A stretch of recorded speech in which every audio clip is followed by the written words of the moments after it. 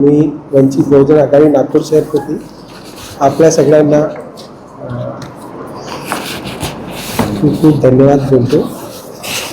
आज इथे press conference आपण घेतोय ते 26/5/2026 रोजी इथे प्रेस क्लबमध्ये यूथ काँग्रेसच्या पदाधिकाऱ्यांसोबत एक पोस्टर व्हायरल झालं होतं। त्याच्यात डॉक्टर बाबासाहेब आंबेडकर यांचे डावा हात फोटोमध्ये उंच दाखवलेला होता आणि दीक्षाभूमीवरती भगवा ध्वज हे दाखवलेलं होतं। त्याच प्रकारे त्यांनी त्या प्रोग्रामची जे पण फोटोज आणि तो जो प्रोग्राम होता बेहतर नागपूरच्या नावाने ते प्रकाशित केलेलं होतं। तसंच ते इंस्टाग्राम आणि फेसबुकवरती पण त्यांनी महाराष्ट्र प्रदेश यूथ काँग्रेसच्या पेजवरती सर्व पदाधिकारी व पोस्टर टाकण्यात आलेले होते। तसेच महाराष्ट्राचे अध्यक्ष शिवराजजी मोरे यांनी स्वतःच्या पेजवर सुद्धा ते पोस्ट केलेले होते। 28 तारखेपर्यंत शिवराज मोरे यांच्या त्या ID वरती ते पोस्ट होते। तसंच 27 तारखेला आम्ही सर्वप्रथम वंचित बहुजन आघाडीने याच्यात दखल घेतली आणि सोशल मीडियावर जे त्यांनी पोस्टर टाकलेले होते ते सगळे स्क्रीनशॉट घेऊन 27 तारखेला सीताबर्डी पोलीस स्टेशनमध्ये त्याची नोंद केली आणि त्यांच्यावर गुन्हा नोंदवण्यात यावा, ॲट्रॉसिटी ॲक्ट टाकण्यात यावी असं आम्ही त्याच्यात बोललो।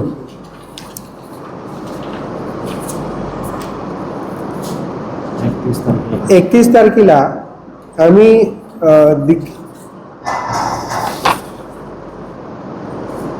दीक्षाभूमीला बौद्ध बांधवांना घेऊन तिथे दीक्षाभूमी स्मारक समितीला प्रश्न विचारले की तुम्ही आतापर्यंत जे हे पोस्टर 26/5/2026 जे तिथे लॉन्च केलं यांनी काँग्रेस यूथ काँग्रेसनी, त्याच्यावर तुम्ही काय केले? तर तिथे दीक्षाभूमीला गेल्या असतात तिथे समितीचे कोणतेही पदाधिकारी त्यावेळेला उपस्थित नव्हते। त्यामुळे आम्ही तिथनं डॉक्टर राजेंद्र गवई यांना फोन केला आणि त्यांना विचारलं की तुम्ही आतापर्यंत काय केलेलं आहे?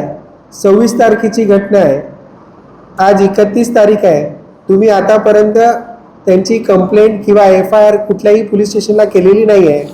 तर त्यांना फोन केल्यानंतर त्यांनी म्हटलं की मला हे सगळं काही माहीत नाही आहे।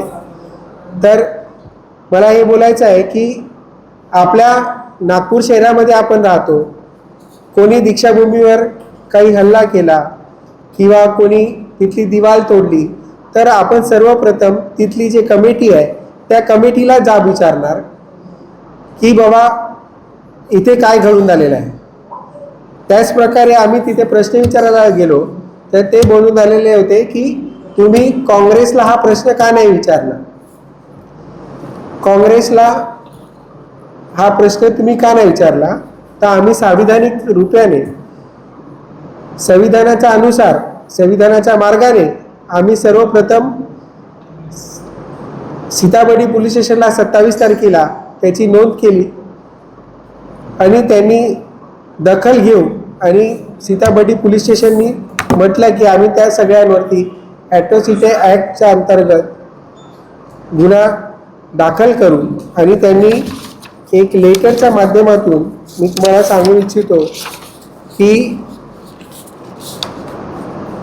काँग्रेसचे जे 12 पदाधिकारी आणि अन्य पदाधिकारी जे 26/5/2026 याच प्रेस क्लबमध्ये जे प्रेस घेतलेली होती त्या सगळ्यांवरती कलम क्रमांक 299, 353/2, 3, 5 न्यायसंहिता 2023 स कलम 3/1 न आणि प अनुसूचित जाती व अनुसूचित जमाती अत्याचार प्रतिबंध अधिनियम 1989 अन्वये गुन्हा दाखल करण्यात आलेला आहे।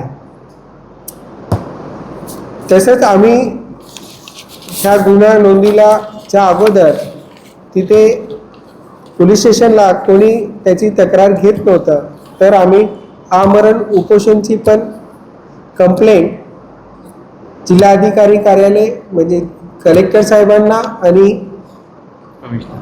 पोलीस आयुक्त साहेबांना पण केलेली होती। त्यांनी हे मान्य केलेली आहे। हेच सांगण्याकरता आम्ही इथे झालेल्या जमा होऊन प्रेस कॉन्फरन्ससाठी आमच्या सर्वप्रथम आम्ही त्यांना जेव्हा क्वेश्चन केले त्यानंतर त्यांनी त्याच्यावर ॲक्शन घेतलं आणि काल त्यांनी बहुतेक त्याचे जे निवेदन आहे ते कुठल्याही आतापर्यंत प्रेसच्या माध्यमातून किंवा कुठल्याही पोलीस कंप्लेंट त्यांची अजूनपर्यंत रितसर झालेली नाही आहे।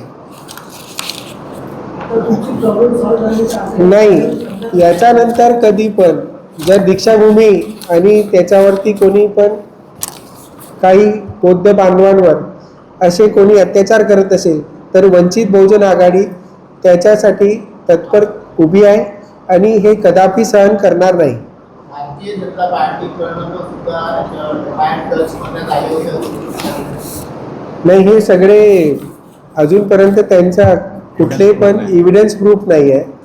आपल्याकडे आपण केलेली तक्रार आणि त्याच्यानंतर कॉम्प्लेन्स घेऊन त्यांनी जे जे ॲक्शन घेतलेले आहे त्याची पूर्ण सविस्तर माहिती आपल्याकडे आहे। 27 तारखेला पहिले आपण कंप्लेंट केली, त्यानंतर 29 तारखेला पुन्हा अनुसूचित जनजाती आणि ॲट्रॉसिटी ॲक्ट लावण्यासाठी त्यांना कंप्लेंट केली। त्यांनी तेव्हापर्यंत काही ॲक्शन मोडमध्ये नव्हते। 31 तारखेला आम्ही आंदोलन करण्याकरिता सांगण्यात आलो, त्यानंतर त्यांनी ॲक्शन मोडमध्ये आले आणि ते बोलले की आम्ही त्याच्यावर आता ॲट्रॉसिटी ॲक्ट दाखल करीत आहोत।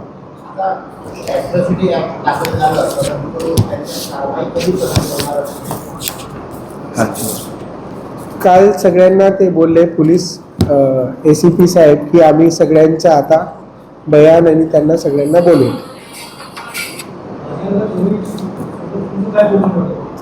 राजेंद्र गवळी साहेबांना आम्ही विचारलं की तुम्ही आतापर्यंत 26/5/2026 ची घटना आहे, तुम्ही दीक्षाभूमीची जर कुठलं काही झालं तर आम्ही सगळ्यात पहिले दीक्षाभूमी जे कमिटी बनवली आहे त्यांनाच प्रश्न विचारू। तर आम्ही दीक्षाभूमी कमिटीला जाब विचारायला गेलो की तुम्ही आतापर्यंत ॲक्शन का नाही घेतली। 26 तारीखची घटना आहे, 31 तारीख होऊन झालेली आहे, आतापर्यंत कुठे पण काही झालेलं नाही आहे। तर त्यांनी सांगितलं की ही जे बाब आहे ही आम्हाला माहितीच नाही आहे। म्हणजे उद्या कुठली वॉल तुटली, उद्या कोणी बुलडोजर घेऊन आलं तर समिती काय झोपली राहील का तिथे। आम्ही प्रश्न विचारल्यानंतर ते म्हणतात की तुम्ही काँग्रेसला प्रश्न का नाही विचारला।